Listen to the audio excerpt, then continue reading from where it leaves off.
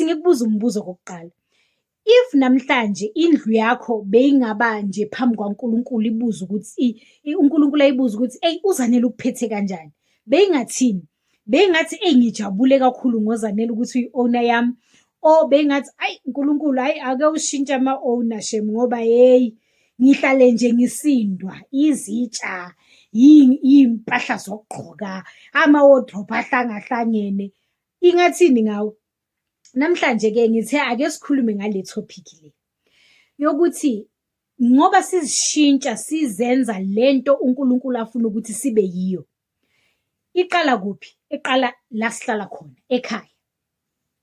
Ngoba uma kuwukuthi ekhaya kuhlangahlangene nempilo yakhe iyahlangahlangana, ungaba muhle sikubonele ngaphandle ngama-makeup, eyebrows on flick, ube muhle, kodwa mase sibuyele ekhaya uthola ukuthi kuhlangahlangene, uphumela nombhedo ungawundlulanga. We have arrived, we are living in the light, from the break to the boy I will shine. Sanibona, namukelekile eBecoming Z, uZanele lo, o ungangibiza ngokuthi nguZanele, o ungangibiza ngokuthi nguthandekile. Namukelekile osukwini namhlanje. Namhlanje i-topic engifuna sikhulume ngayo, i-topic ethe ukuthi kancane kodwa nje ibalekile kakhulu. Ethi ngikubuza umbuzo kokuqala. If namhlanje indlu yakho beyingaba nje phambi kwaNkulunkulu ibuza ukuthi uNkulunkulu ayibuza ukuthi uZanele ukuphethe kanjani, beyingathini? Beyingathi ngijabule kakhulu ngoZanele ukuthi uyi-owner yami, o beyingathi uNkulunkulu ake ushintshe ama-ownership ngoba ngihlale nje ngisindwa izitsha iy'mpahla zokugqoka ama-wardrobe ahlangahlangene, ingathini ngawo? Namhlanje-ke ngithe ake sikhulume ngale topic le yokuthi ngoba sizishintsha sizenza lento uNkulunkulu afuna ukuthi sibe yiyo, iqala kuphi? Iqala la sihlala khona ekhaya. Ngoba uma kuwukuthi ekhaya kuhlangahlangene nempilo yakhe iyahlangahlangana, ungaba muhle sikubonele ngaphandle ngama-makeup, eyebrows on flick, ube muhle, kodwa mase sibuyele ekhaya uthola ukuthi kuhlangahlangene, uphumela nombhedo ungawundlulanga. Kuhlangahlangene. So into ebengithi ngifuna ukuthi siyenze namhlanje ukuthi ake sinakekele amakhaya wethu, senze sure ukuthi siyawaklina, yonke into iba right. Yazi mina ngitshele i-secret yami, makukhona izinto le engidlula kuzo ezingistressayo, yazi ukuthi yini into engisizayo? Uklina. Ngiyenza sure ngiyaklina indlu, ngiwasha amabhedi, ngi-rearrange ifurniture, ngenze yonke into. And leyo ingisiza kuphi? Ingisiza ukuthi ngiyadistressa, kube ngazuthi ngibuye kwi-therapy, baqeda ukuyongisiza ngi-offload, kanti bengiklina indlu. Indlu yethu la sihlala khona isenza ukuthi sibe nokuthula if kuwukuthi nayo i-clean. Ngizoyenza example, ukubone uma ukuthi uthola imalinyana wathi yazini ethi ngihambe ngiyobhukha ehotela. Uma ufika lapha ehotela uzushuthe namavidiyo uthi ngilale emashidini amhlophe. Yazi why? It's because ku-clean, ku-organized, yonke into ine-order. Why besingakwenzi lokho for amakhaya wethu? Ukuthi uma ubuya emsebenzini ustressekile, ziningi into ebowudlula kuzo, uma ufika endlini ufike kube yikhaya, yazi nawe othi uma ulibheka uthi Nkulunkulu ngiyabonga ukuthi ngila. Why singenzi amakhaya wethu ukuthi abukeke njengoba sibukeka masilapha ngaphandle? Kuqala nje ngento encane, wenza sure ukuthi i-bedding yakho iwashiwe, uziwashe ngisho ama-pillow case, uziwashe namaphilo, ukuthi uma ulala uphuphe kahle. Nkosi yami, ungaze uphuphe ugijinyiswa izinja ini, kanti cha, umcamelo ungcolile, ulento ungcolile, unephunga la last year. So uma siklina senze sure nama-wardrobe wethu apakiwe kahle. Uma uqeda i-washing, ngiyazi ukuthi kuyakhathaza, yazi uma uqeda ukwenza i-washing, kodwa thatha nje leso sikhathinyana ifolde, noma ungeke uyi-ayine ngaleso sikhathi, ifolde uyibeke kahle ibe neat. before uyolala wenze sure ukuthi izitsha zigeziwe, nakhona namaphela athi anciphe nyana, uyabona, kuyasiza nalokho. And then nendlu yakho, like asingatili ngoba kuza ama-visitor webantu bakithi.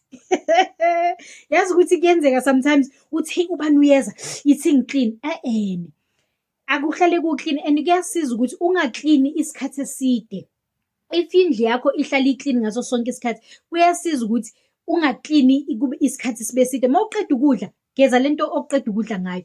Uma uqeda ukukhumula impahla, folder, uzibeke kahle izinto eziya kwimantshi ukuthi zingcolile, aziye kwimantshi, ezibuyele wardrobe zibuyele zihenge kahle, ube kahle. Same time, ungaze uzakhela umsebenzi ukuthi ube mningi.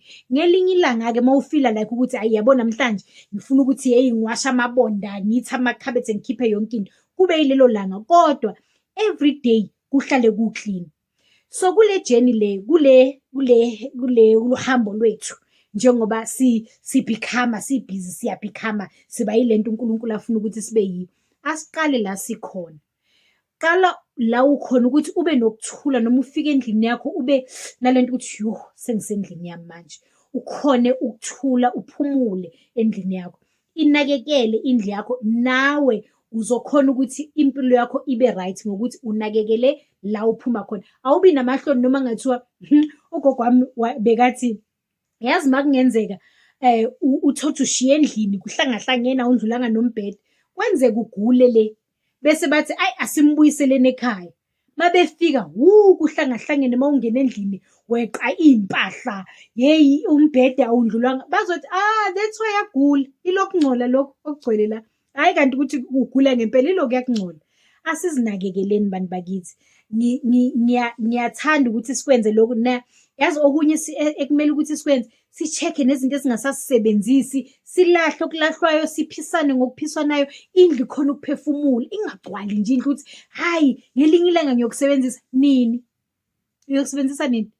Uthi hayi ngikubekile lokhu mangiluza iweight, uyabona ayiluzeki, uyoluza nini? Thanda umzimba okuwo, ugqoke lezi zinto ozigqokayo ngaleso sikhathi. Uma ukuthi uzoluza, uyonciphisa, ugqoke ukuthi kukhona ukuthi kukufithe ngaleso sikhathi. Kodwa asingagcwalisi izindlu zethu ngokuthi ngelinye ilanga ngiyokhona ukuthi ngikusebenzise.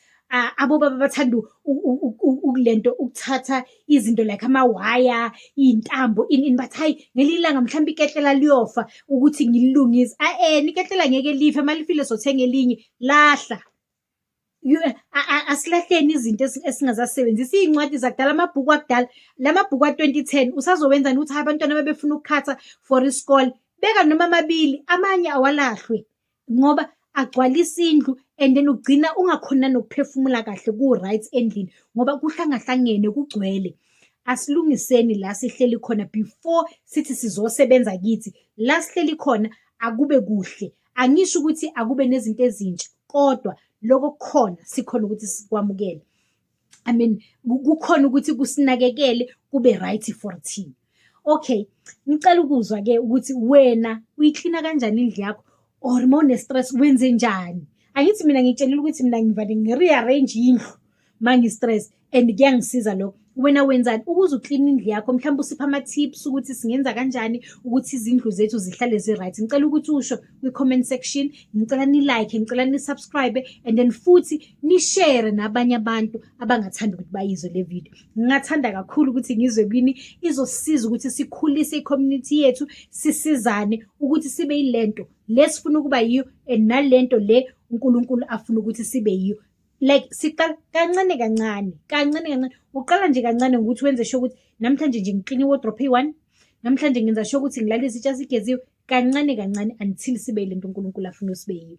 Ngiyanithanda kakhulu, uZanele lo uthandekile, bekumnandi ukuthi ngibe nani. Hayi-ke asenzeni kanjalo-ke, senze sure ukuthi yonke into lento uNkulunkulu asibizele ukuthi sibe yiyo. Ngiyanithanda kakhulu, ngiyabonga.